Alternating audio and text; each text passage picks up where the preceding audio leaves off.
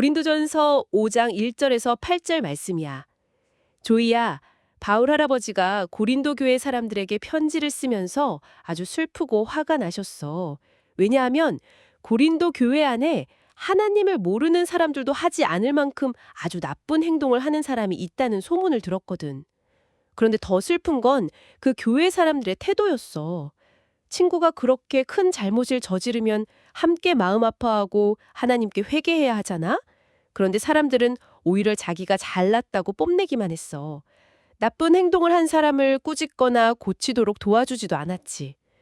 바울 할아버지는 비록 몸은 멀리 떨어져 있지만 영으로는 함께 있다고 하셨어. 그리고 예수님의 이름과 능력으로 그 나쁜 행동을 한 사람을 교회 밖으로 내보내라고 아주 단호하게 말씀하셨지. 육신은 혼이 나더라도 나중에 그 영혼은 예수님이 다시 오시는 날에 구원을 받게 하려는 아주 깊은 사랑에 매였던 거야. 조이야, 빵을 만들 때 반죽을 부풀게 하는 누룩이라는 가루를 아니? 아주 조금만 넣어도 온 반죽을 커다랗게 부풀려 버린단다. 우리 마음속에 있는 나쁜 죄도 이 누룩과 똑같아.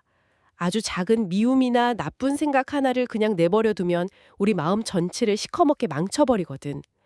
그래서 바울 할아버지는 나쁜 생각과 악한 행동이라는 묵은 누룩을 싹 내버리고 깨끗한 반죽이 되라고 하셨어. 왜냐하면 우리의 유월절 어린 양이신 예수님이 우리를 깨끗하게 하시려고 이미 십자가에서 귀한 생명을 희생하셨기 때문이란다. 이제 우리는 나쁜 습관을 버리고 순결함과 진실함이라는 깨끗하고 달콤한 빵이 되어야 해. 와, 작은 누룩가루 하나가 온 반죽을 커다랗게 부풀린다는 비유가 정말 놀랍고 귀에 쏙 들어오네요. 이 듣고 생각해보면 마치 교실에 어떤 친구가 머리부터 발끝까지 냄새나는 시커먼 진흙을 잔뜩 뒤집어 쓴 채 들어온 거랑 비슷한 상황인 것 같아요. 그렇죠. 진흙을 잔뜩 묻히고 왔으면 반 친구들이 달려가서 닦아주거나 아니면 선생님께 도움을 청해야 상식이잖아요. 네. 그런데 고린도 교회 사람들은 오히려 가만히 앉아서 난 저런 진흙 안 묻었지롱, 내 옷이 훨씬 깨끗해 하면서 뽐내기만 했다는 게 참 이상해요. 친구가 아주 큰 잘못을 저지르면 보통은 부끄러워하거나 같이 슬퍼해야 하는데 왜 자기가 잘났다고 뽐내게 된 걸까요? 그 부분이 바로 이 이야기에서 되게 기이하면서도 중요한 지점입니다. 고린도 교회 사람들이 뽐냈다는 건 단순히 나는 저 사람처럼 나쁜 죄를 짓지 않았어 라는 수준의 자기 위안이 아니었어요. 아, 그럼 뭔가 다른 이유가 있었나요? 네, 고린도 교회 사람들이 그 당시 고린도라는 도시의 문화 자체를 좀 이해할 필요가 있습니다. 거기가 배들이 엄청나게 오가는 부유한 항구 도시였거든요. 그 전 세계의 다양한 문화나 철학이 막 섞이는 아주 화려한 곳이었죠. 아, 돈도 많고 지식인들도 모이는 곳이니까 사람들이 스스로 되게 똑딱하다고 믿었겠네요. 정확합니다. 그곳 사람들은 자신들이 영적으로나 지식적으로 아주 엄청 높은 수준에 도달했다고 착각했어요. 그래서 육신이랑 영혼을 아예 분리해서 생각하는 아주 이상한 함정에 빠져버렸습니다. 그러니까 우리 영혼은 이미 구원받아서 너무 깨끗하니까 몸으로 무슨 나쁜 행동을 하고 돌아다녀도 영혼에는 아무런 영향을 주지 않는다. 약간 이런 식이었나요? 맞습니다. 그래서 누가 명백히 타약한 행동을 하는데도 불구하고 우리는 저런 행동 하나하나에 얽매이지 않을 만큼 영적으로 대단히 자유로운 사람들이야 라며 자기들의 거짓된 포용력을 막 자랑한 겁니다. 와, 듣고 보니까 진짜 무서운 태도네요. 진짜 사랑이 아니라 그냥 방관하면서 자기 만족만 채운 거잖아요. 누군가의 영혼이 병들어가는데 도와주지도 않고 자기들 우월함을 뽐내는 무대로 써버리다니요. 그래서 바울 할아버지가 그토록 슬퍼하고 화를 내신 거죠. 그런데 바울 할아버지의 처방도 사실 조금 놀랍긴 해요. 아주 단호하게 사랑의 매를 들라고 아예 그 사람을 교회 밖으로 내보내라고 하셨잖아요. 이게 듣기에 따라서는 굉장히 차갑고 무정하게 느껴질 수도 있거든요. 어떻게든 계속 좋은 말로 타이르는 게 사랑 아닐까요? 얼핏 들으면 가혹해 보일 수 있습니다. 하지만 아까 말씀하신 그 진흙 묻은 친구 비유를 다시 생각해 볼까요? 진흙투성이인 친구를 씻기지도 않고 그대로 교실에 방치하면 결국 어떻게 될까요? 아, 그 친구랑 부딪히고 장난치다가 결국 온 교실 아이들의 옷이 다 진흙투성이가 돼버리겠죠. 바로 그겁니다. 바울이 단호하게 내보내라고 한 이유는 철저히 두 생명을 살리기 위한 거였어요. 첫째는 공동체 전체가 죄에 물든 걸 막기 위함이고 둘째는 놀랍게도 쫓겨나는 그 사람 자신을 위한 겁니다. 쫓겨나는 사람을 위한다고요? 관계가 끊어지는데 어떻게 그게 그 사람을 위한 일이 되죠? 자기가 지금 영적으로 얼마나 위험한 절벽 끝에 서 있는지 스스로 깨닫게 충격을 주는 겁니다. 할아버지 이야기에서도 나왔듯이 육신은 혼이 나더라도 나중에 그 영혼은 구원을 받게 하려는 아주 깊은 사랑에 매였던 거죠. 내 몸에 암세포가 퍼지고 있는데 괜찮아, 다 잘 될 거야 하고 덮어두는 의사는 좋은 의사가 아니잖아요. 아프더라도 메스를 대서 도려내야 진짜 생명을 살리는 거니까요. 맞습니다. 쫓아내는 것 자체가 목적이 아니라 그 사람이 정신을 번쩍 차리고 회개해서 다시 돌아오기를 바라는 마음이었던 겁니다. 그렇군요. 자, 그런데 여기서 바울 할아버지가 이렇게 심각한 잘못에 대해 이야기하시다가 갑자기 부엌으로 장소를 휙 옮긴 것처럼 빵이랑 누룩 이야기를 꺼냅니다. 네, 아주 절묘한 전환이죠. 교회에서 사람을 내보내는 이 무거운 문제에서 왜 갑자기 제빵 원리가 등장하는 걸까요? 일상에서 흔히 볼 수 있는 것만큼 눈에 보이지 않는 영적인 진리를 잘 설명해주는 도구가 없으니까요. 누룩은 오늘날 우리가 빵 구울 때 쓰는 이스트 같은 거잖아요. 눈에 잘 보이지도 않는 아주 작은 가루인데 반죽 안에 들어가면 밤새 전체 성질을 바꿔놓습니다. 진짜 그래요. 집에서 빵 만들어 보면 알거든요. 이스트 정말 콩알만큼 넣었는데 다음날 아침에 보면 막 그릇 바깥으로 터져 나올 만큼 빵빵해져 있잖아요. 그렇죠. 누룩은 사실 살아있는 균이라서 반죽 안에서 계속 증식함에 전체를 집어삼키는 특성이 있습니다. 바울은 이 누룩을 아주 나쁜 죄나 부패의 상징으로 가져온 겁니다. 작은 죄가 퍼져나가는 속도와 파급력이 딱 그와 같다는 거죠. 와, 소름 돋는 비유네요. 나쁜 생각 하나가 가만히 있는 게 아니라 내 마음 안에서 막 살아서 움직이면서 부풀어 오른다는 거잖아요. 네, 특히 여기서 바울이 말한 묵은 누룩이라는 표현을 뜯어보면 더 흥미롭습니다. 이게 단순히 유통기한 지난 베이킹 파우더를 말하는 게 아니에요. 그럼 어떤 뜻인가요? 오래전부터 내 안에 켜켜이 쌓여있던 나쁜 습관, 남을 무시하는 태도, 아주 끈질긴 이기심 같은 썩은 생각의 찌꺼기들을 의미합니다. 그러니까 고린도 사람들은 입으로는 예수님 믿고 새 사람이 되었다고 하면서도 마음속 깊은 곳에는 옛날부터 가지고 놀던 나쁜 습관이라는 묵은 누룩을 고스란히 숨기고 있었던 거군요. 맞습니다. 그 아주 작은 나쁜 생각 하나를 이 정도는 괜찮아 하고 방치했더니 결국 교회 전체가 교만해지고 죄에 둔감해지는 거대한 반죽 덩어리가 되어버린 거죠. 그래서 할아버지 이야기 속에서 그 묵은 누룩을 싹 내버리고 깨끗한 반죽이 되라고 하셨군요. 그런데 그 이유를 설명하시면서 갑자기 우리의 유월절 어린 양이신 예수님을 언급하세요. 구약 성경에 나오는 이집트 탈출 이야기? 그러니까 출애굽 사건이 여기서 튀어나오는데 이 둘이 어떻게 연결되는 건가요? 이 연결고리가 진짜 성경의 가장 경이로운 부분 중 하나입니다. 수백 년 전 이스라엘 백성들이 이집트에서 노예 생활을 하던 마지막 밤으로 돌아가 보겠습니다. 하나님께서 이집트의 10번째 재앙을 내리실 때 이스라엘 백성들을 살릴 방법을 알려주셨죠. 처음 태어난 모든 것이 죽는 엄청 무서운 재앙이었잖아요. 네, 그때 흠없는 어린 양을 잡아서 그 피를 집 문설주, 그러니까 문기둥에 바르라고 하셨습니다. 죽음의 천사가 그 피가 발린 문을 보면 심판을 내리지 않고 그냥 넘어갔어요. 이게 바로 넘어간다는 뜻의 유월절, 패스오버의 기원입니다.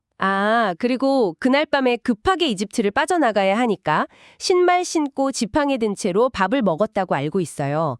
빵에 누룩 넣고 부풀어 오르길 기다릴 시간도 없어서 딱딱하고 납작한 빵을 구워 먹었고요. 네, 그런데 그들이 누룩 없는 납작한 빵, 무교병을 먹은 건 단지 시간이 부족해서만은 아니었습니다. 다른 영적인 이유가 있었나요? 이집트에서의 그 지긋지긋한 노예 생활, 그리고 부패하고 죄악된 문화라는 묵은 누룩을 완전히 뒤로 하고 새롭게 출발하라는 하나님의 거대한 선언이었던 거죠. 그래서 이후에 이스라엘 사람들은 구원의 은혜를 기억하기 위해 매년 6월절마다 집안을 이잡듯이 뒤져서 누룩을 다 버렸습니다. 와, 하나님은 정말 세심하신 분이군요. 그 옛날 문설주에 바른 어린 양의 피, 그리고 누룩 없는 납작한 빵 이야기가 그냥 옛날 이야기가 아니라 전부 미래에 오실 예수님을 가리키는 거였네요. 그렇습니다. 바울이 그 거대한 역사의 퍼즐을 여기서 완성하는 겁니다. 이스라엘 백성들을 살린 어린 양처럼 예수님이 십자가에서 흘리신 피가 우리 영혼을 덮어주어서 우리가 심판을 피하고 진짜 구원을 얻게 된 거잖아요. 아, 예수님이 이미 희생하심으로 우리를 그 누룩 없는 순결한 빵으로 만들어 주셨다는 거군요. 네, 그래서 우리가 누룩을 버려야 하는 이유는 하나님께 예뻐 보이기 위해서라거나 구원받으려고 노력하는 게 아닙니다. 이 순서가 대단히 중요해요. 우리는 이미 예수님의 피로 완벽하게 깨끗해졌기 때문에 그 엄청난 은혜에 합당하게 우리 안에 더러운 누룩을 매일 털어내야 하는 겁니다. 착해져서 구원받는 게 아니라 이미 완벽한 구원을 받았으니까 당연히 깨끗하게 살아가야 한다는 뜻이네요. 그럼 이 이야기를 성경책 속에서 꺼내서 우리의 진짜 일상으로 가져와 볼까요? 네, 아주 좋죠. 유월절 어린 양, 묵은 누룩 이런 단어들이 뜻은 알겠는데 내일 아침 당장 학교에 가야 하는 우리 어린이 친구들이나 출근해야 하는 부모님들의 평범한 일상 속에서 이 누룩은 과연 어떤 모습으로 나타날까요? 거창하고 무서운 범죄 뉴스가 아니라 아주 친숙하고 사소한 얼굴을 하고 찾아올 겁니다.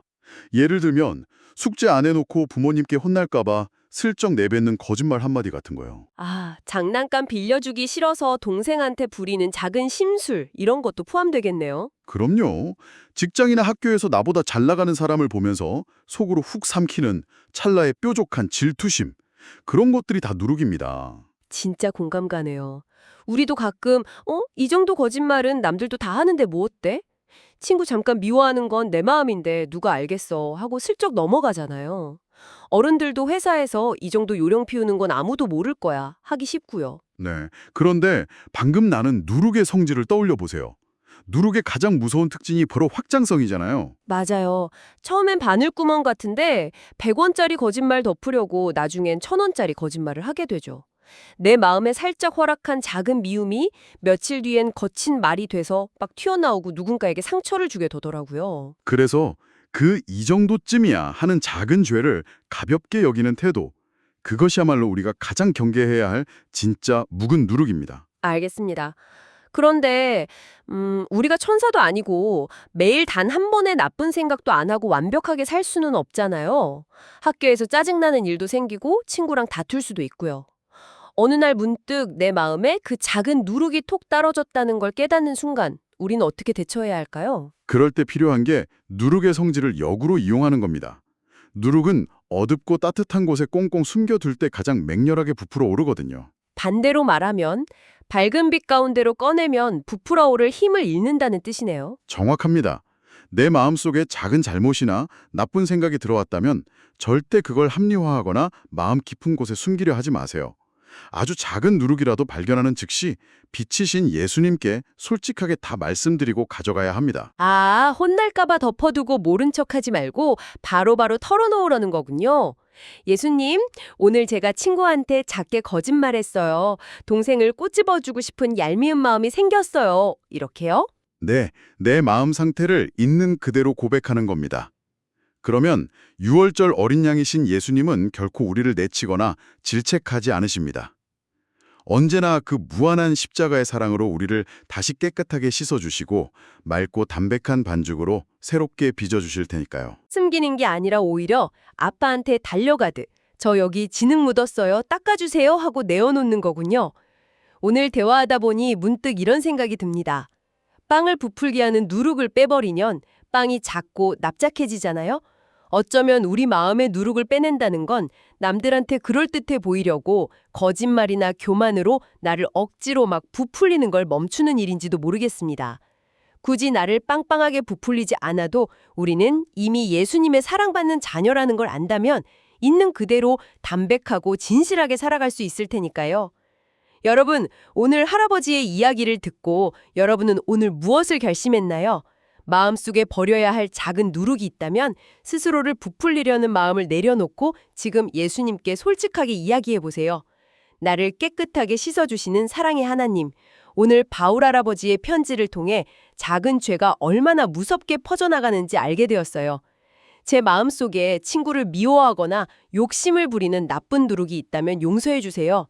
저를 구원하시기 위해 유월절 어린 양이 되어주신 예수님의 그 크신 희생을 잊지 않게 해주세요.